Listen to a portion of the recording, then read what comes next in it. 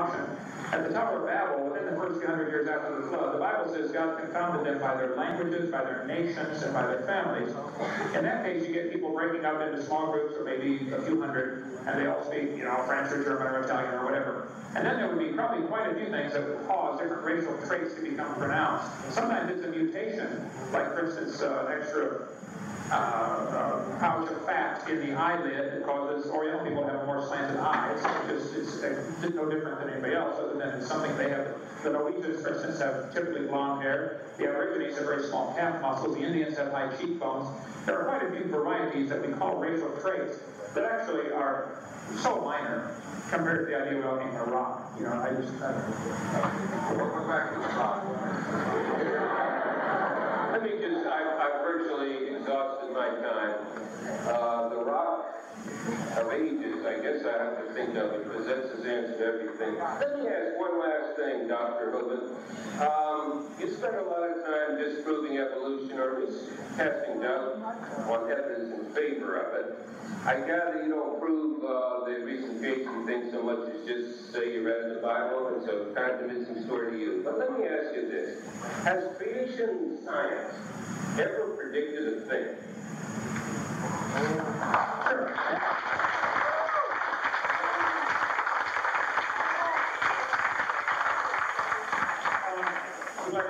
Yes, I think the creation science would predict all sorts of things. We would predict, based on the biblical record, that if you dig in the ground, you find an awful lot of fossils because there was a flood that destroyed everything.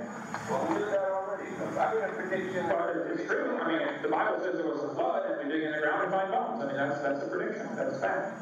We find all over the world petrified trees in the vertical position connecting different layers of rock.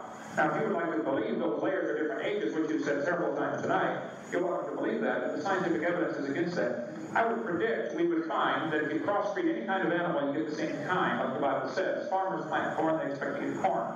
So it's a biological prediction that animals have varieties, but they're limited.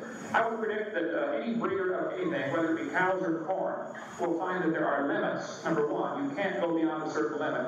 And the further you get from the norm, the more problems you begin to have. Like with the Great Dane or the Chihuahua, they get hip dysplasia and they get problems. So I would predict there would be biological limits to the changes based on the Bible record.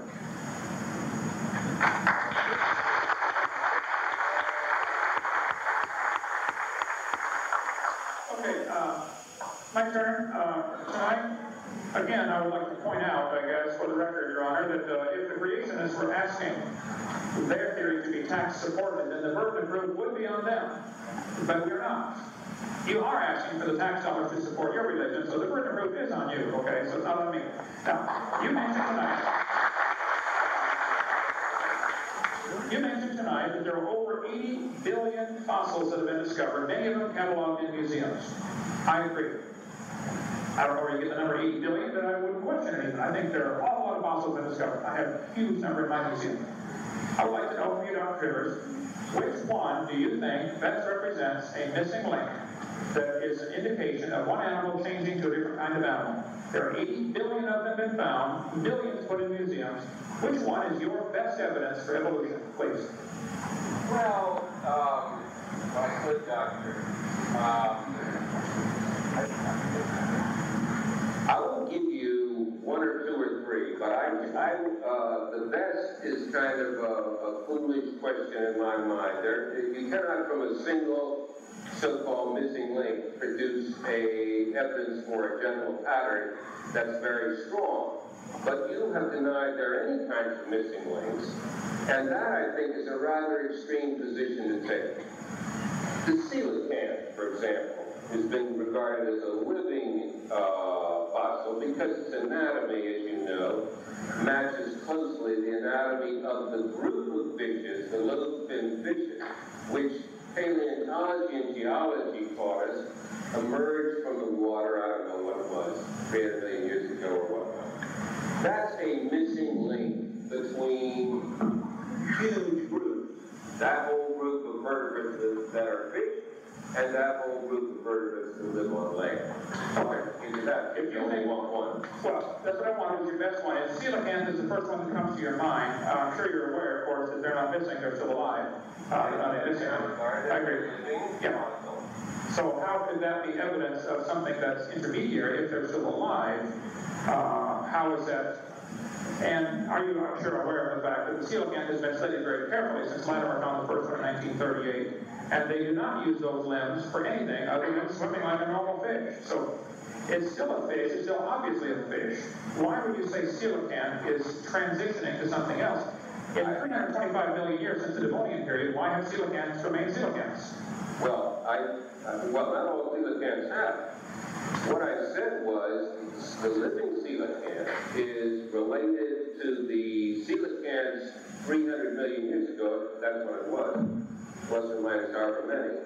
That, the fossil record suggests crawled out of some branch of which I should say, crawled out of the ocean and used those lobe fins to walk on, etc.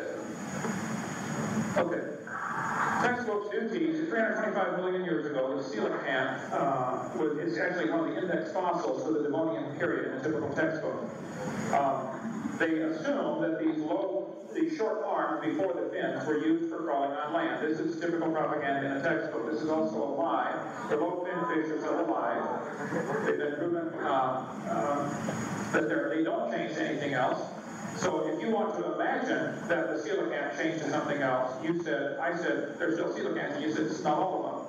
Now you've gone, I don't think you realize that you just left science and went to your religion. You believe that long ago and far away, some of them must have diversified, because after all, they're different. But what evidence do you have? There would have to be something between the coelacanth and whatever they turned into.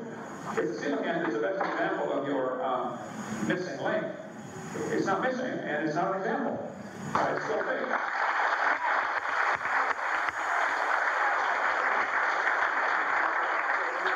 So you said you have 2 or 3. What's your next one? Well, I don't like you forcing me into a single missing link. Let's just say human evolution. Human evolution. And there you've got links that run right backwards through Homo sapiens, through Homo erectus, through Australopithecus africanus, to whatever they call the next one, to forms that diverged by 7-8 million years ago, close on to chimpanzees. So that's a series of links that support the notion. They don't prove it.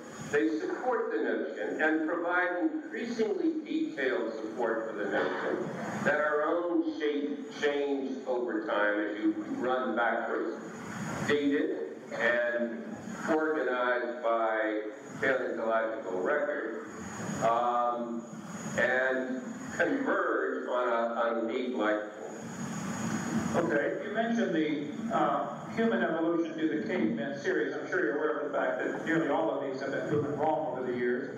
Like the 1912 New York Times, an article, Darwin's theory is proved true because the Piltdown man, which was later proven to be a fraud, or Nebraska man was proved to be a pig's tooth, or Neanderthal man, which is perfectly normal human, but still listed in textbooks. His brain is bigger than ours, 13% bigger. And it's just a matter of a person with old age and probably acromegaly. It's been documented thoroughly by Jack Palazzo, the dentist here in New Jersey, by the way, who has documented thoroughly that Neanderthals are perfectly normal humans born from disease and great age.